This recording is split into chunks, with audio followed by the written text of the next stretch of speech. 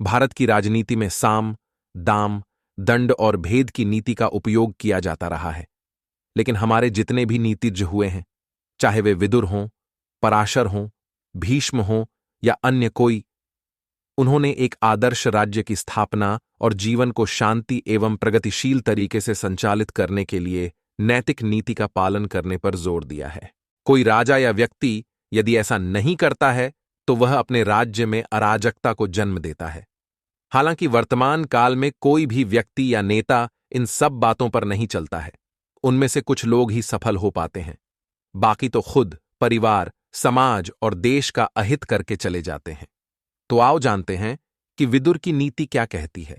महात्मा विदुर कहते हैं कि जिस धन को अर्जित करने में मन तथा शरीर को क्लेश हो, धर्म का उल्लंघन करना पट डढ़े, शत्रु के सामने अपना सिर झुकाने की बाध्यता उपस्थित हो, उसे प्राप्त करने का विचार ही त्याग देना श्रेयस्कर है। जो विश्वास का पात्र नहीं है, उसका तो कभी विश्वास किया ही नहीं जाना चाहिए। पर जो विश्वास के योग्य है, उस पर भी अधिक विश्वास नहीं किया जाना चाहिए। विश्वास से जो भय उत्पन्न होता है, वह मूल उद्देश्य का भी नाश कर डालता है। हालांकि वर्तमान में हर कोई व्यक्ति काले धन के बारे में पहले सोचता है। वह किसी भी प्रकार से धन को अर्जित करने के लिए कुछ भी करने को तैयार रहता है। लेकिन यह भी तय है कि ऐसे व्यक्ति, नेता और धन का अंत जरूर होता है। लक्ष्मीबाई को इसलिए उनके संबंधी ने धोखा दिया था ताकि वह झांसी का राजा बन सके।